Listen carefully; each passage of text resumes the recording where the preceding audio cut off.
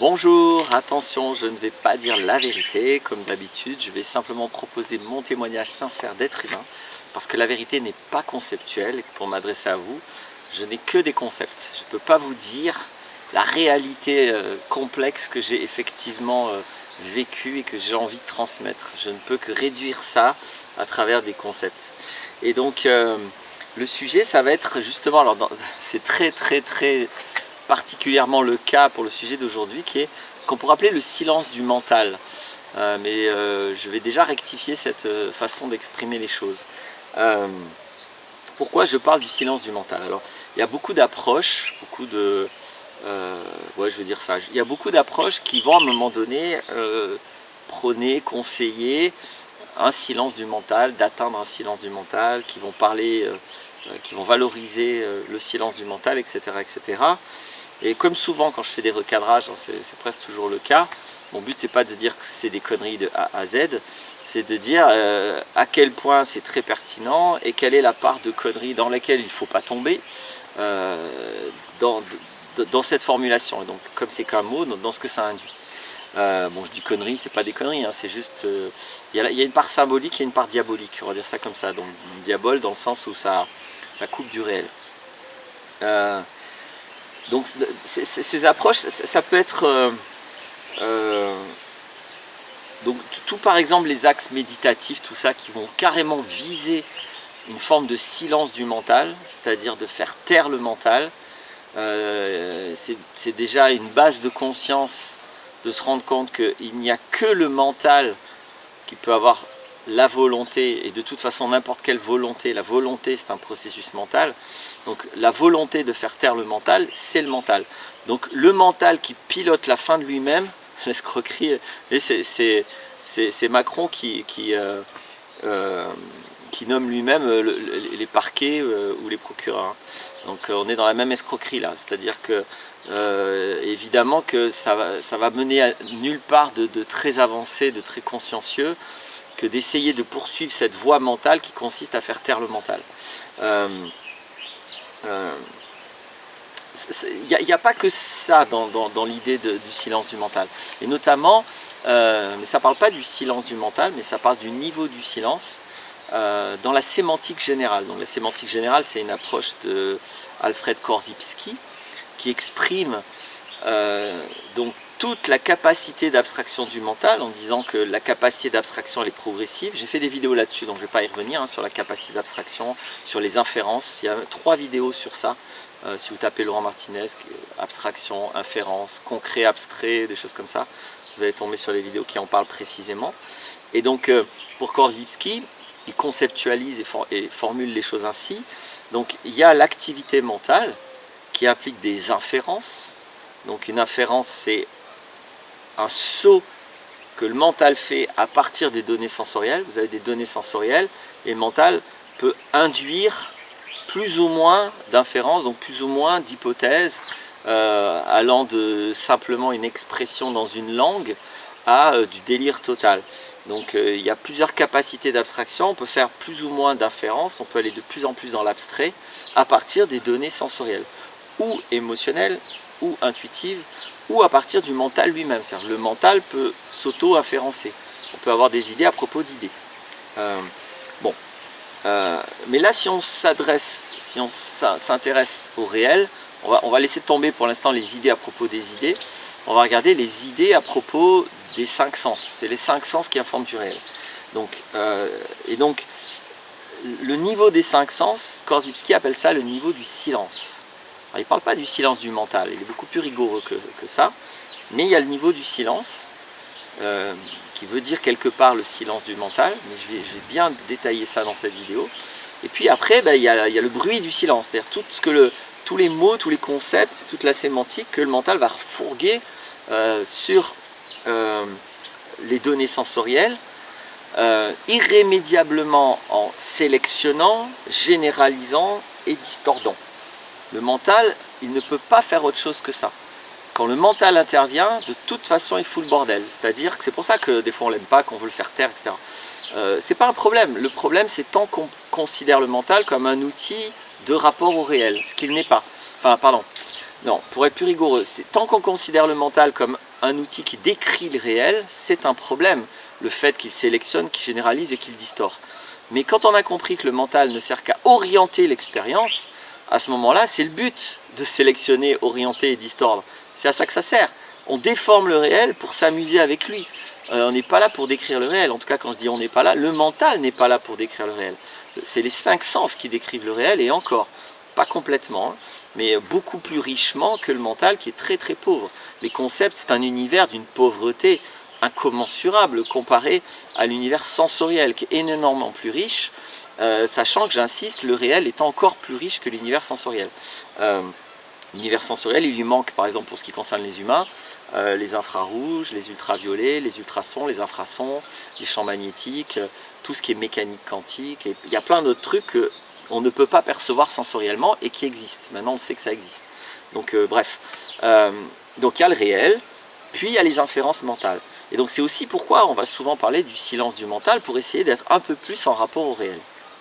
Voilà. Ce que je voulais surtout dire vis-à-vis de ça, je voulais poser dans quelles approches, de quelle manière on va être amené à évoquer le silence du mental. Ah oui, je vais revenir à ce que je disais tout à l'heure, je m'excuse, mais je reviens encore sur ça, les approches.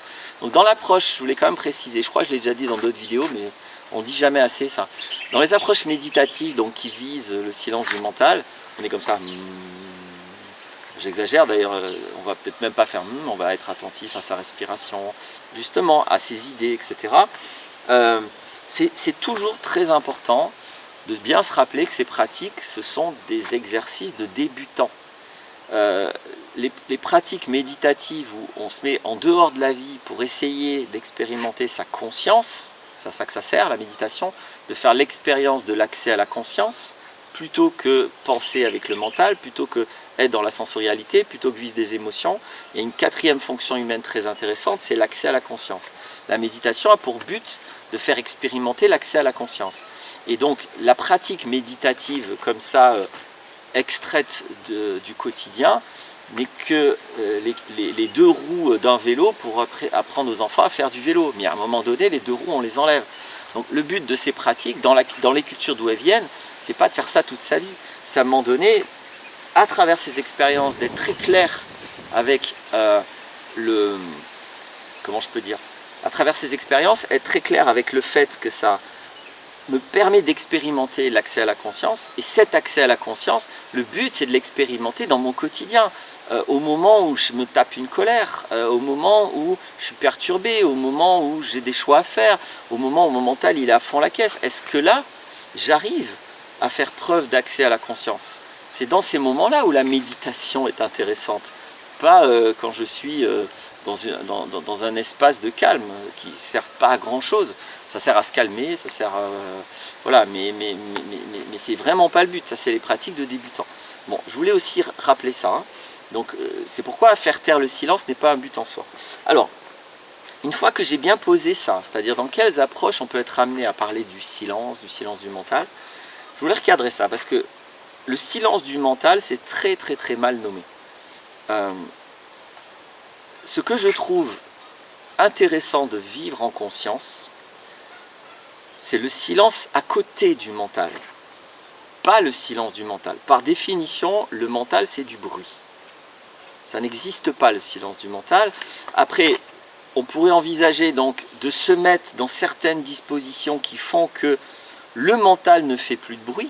Je vois pas tellement l'intérêt de ça, à part une espèce de se mettre une médaille, parce que j'ai vu récemment, il y a des championnats de France de tai chi, par exemple, qu'on fait de la compétition. Le tai chi, c'est une expérience de conscience corporelle, je dirais, et la compétition, c'est l'extrême opposé de ça.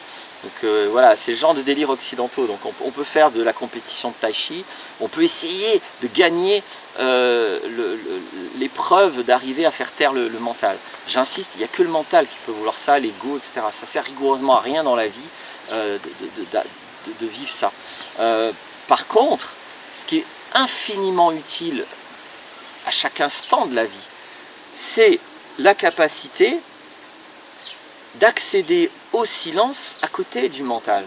C'est-à-dire que, pour moi, c'est ça la seule chose intéressante dans tout cet axe, dans tous ces mots. C'est que, que mon mental soit présent, s'en fout. c'est pas grave. Ce qui est grave, c'est si j'y suis soumis. Ce qui est grave, c'est si je crois ce que mon mental me raconte. Ce qui est grave, c'est si j'ai l'impression que mes idées sont une vérité.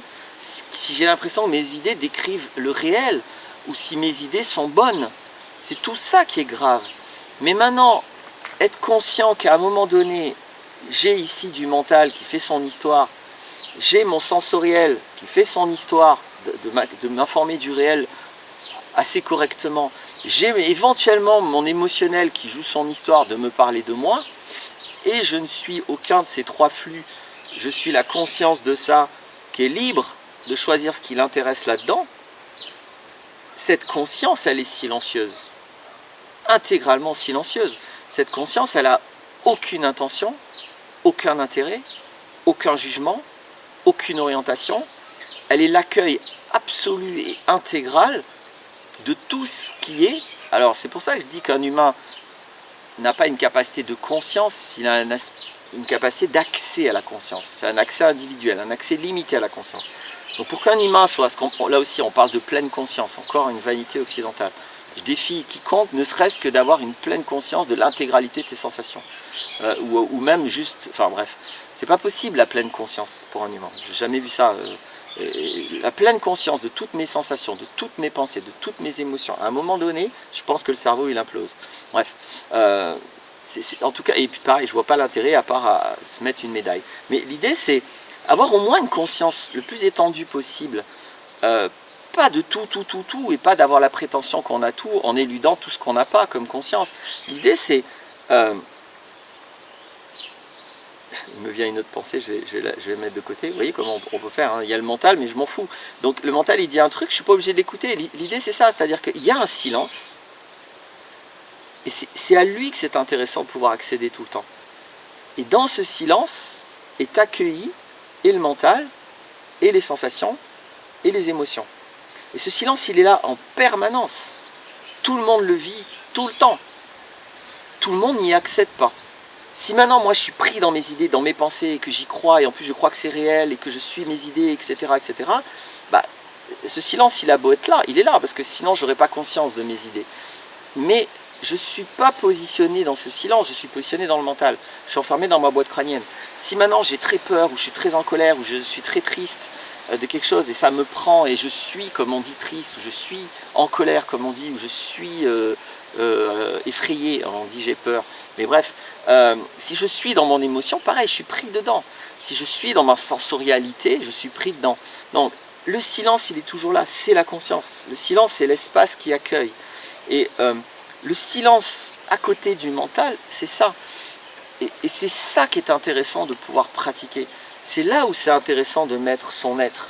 Au lieu d'être dans le mental, au lieu d'être dans le sensoriel, au lieu d'être dans l'émotionnel, et au lieu d'être dans mon mental qui veut faire taire mon mental, donc là je suis bien enfermé dans ma boîte crânienne tout en prétendant ne pas l'être et tout en l'étant, j'ai conscience du mental.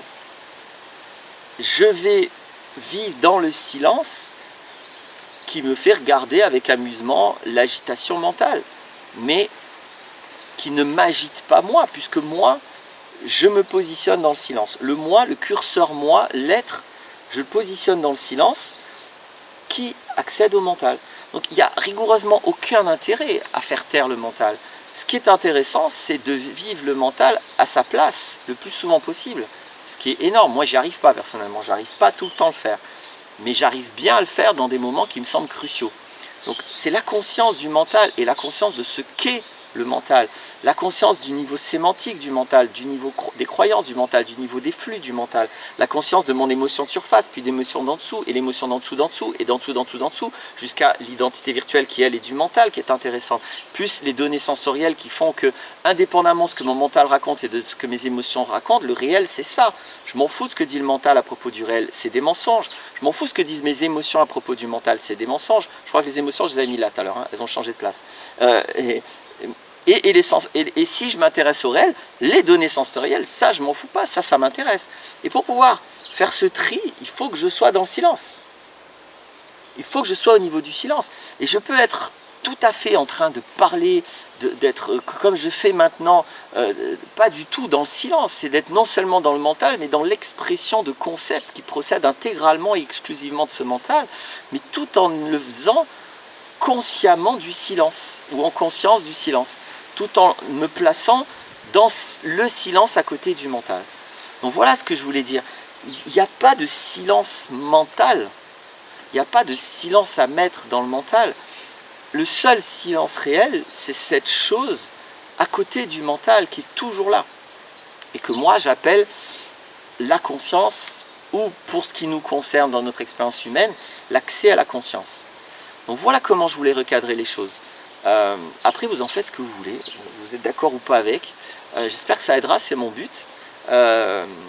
Et voilà, le réel est plus fort que toi. Je pense que je pense tout ce que je viens de dire. Je vais pas en dire plus. Et juste, voilà, tout ce que je viens de dire, c'est ma tentative un petit peu vaine, en tout cas, qui contient une partie de vanité, une partie pas possible.